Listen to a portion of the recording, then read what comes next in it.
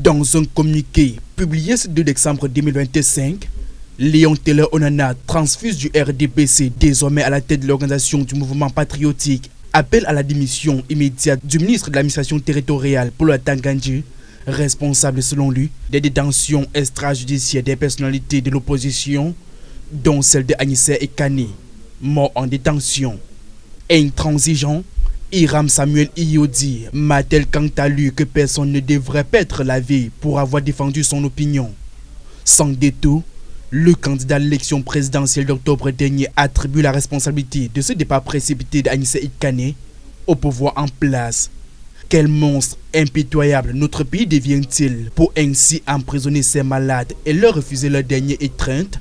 S'offusque Maître Akeremouna qui se remémore sa première rencontre dans les années 90 avec le lustre disparu qui défendait alors les droits pour les libertés fondamentales, l'avènement du multipartisme et de la démocratie au Cameroun. Comme Moïse et Martin Luther King, Anissé Ekane par son combat a atteint la terre promise. Malheureusement, n'y entrera pas, regrette le bâtonnier Maître Akeremouna.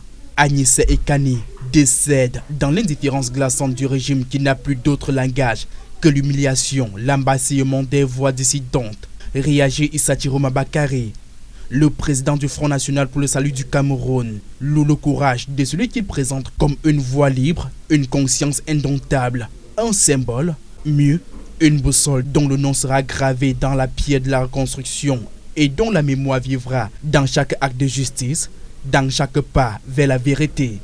Pour le mouvement pour la renaissance du Cameroun, la mort de ce combattant nationaliste n'est pas un accident de parcours, c'est l'exécution d'une sentence politique préméditée. Au SDF, tout comme au PCRN, l'on appelle à une enquête impartiale et transparente pour établir les responsabilités afin que de telles situations ne se reproduisent plus. Une onde de choc qui se répand également à la société civile et dans le domaine de la culture. Assassinat politique, cris, Rebecca et Nonchon. Talla André Maré va plus loin et fait un rapprochement entre ce 1er décembre 2025 et le 15 janvier 1971 où il assistait aux côtés d'Anissé Ekane à la fusillade de NS Wandi dans la ville de Bafoussam.